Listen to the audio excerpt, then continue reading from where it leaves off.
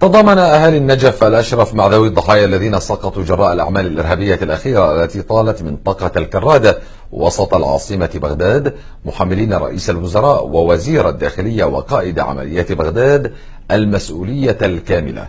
التفاصيل في سياق تقرير مراسلنا حسام الكعبي. تبدو حزينة كحزن الأم التي ذهب ابنها بعيدا ولن يعود نتيجة الأعمال الإرهابية التي طالت العاصمة بغداد. أهالي النجف الأشرف يعلنون الحداد ويلبسون السواد تضامنا مع الألم الذي أصاب العراقيين جراء تفجيرات منطقتي الكرادة والشعب.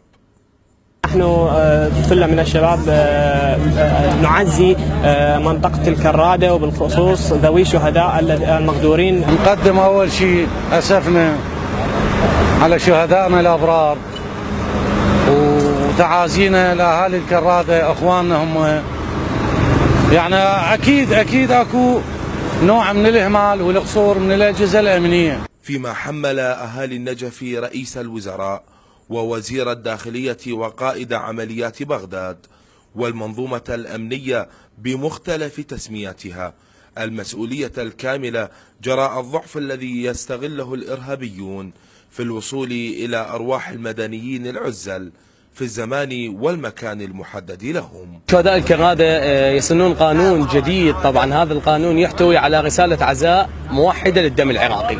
اليوم احنا قاعد نشوف محافظة النجف الأشرف تتشح بالسواد وتشعل الشموع ترحما لهم. المخجل جدا انه القيادات الأمنية ببغداد والمحافظات العراقية قاعد نشاهد لهم تكريم، ياخذ من منصبه يوديه الى منصب اعلى من عنده وفي قياده اعلى من عنده بدل ما يعاقبه. اليوم من المسؤول عن تفجيرات الكراده؟ من المسؤول عن التفجيرات اللي صارت في المحافظات العراقيه؟ من المسؤول اصلا عن دخول داعش الى الموصل؟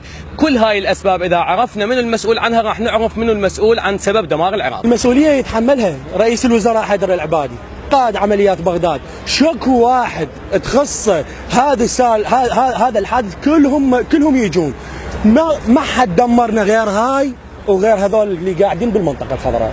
منو هذول منو إلهم؟ منو راح يجي يقول للأم يا رحم الله والديك لو يعطوها 5 ملايين راح من عندها واحد عمره 22 سنه هي بس هذا هو؟ بس شو تقول؟ شر يعني شو يريد؟ ما العجب لو خان الفؤاد ضلوعه فالذي خان العراق عراقي. هم منهم بين من نبين. خرجوا من بيوتهم ليختاروا ملابس العيد الذي لم يبقى له سوى ساعات قليلة، إلا إن الموت اختارهم والكفن كان رداءهم. المسلمون في كل أنحاء العالم يستقبلون العيد بالفرحة والابتسامة، إلا إن العراقيين كان استقبالهم لعيدهم متشحا بالحزن والألم والكفن والمقابر. لقناة دجلة الفضائية حسام الكعبي، النجف الأشرف.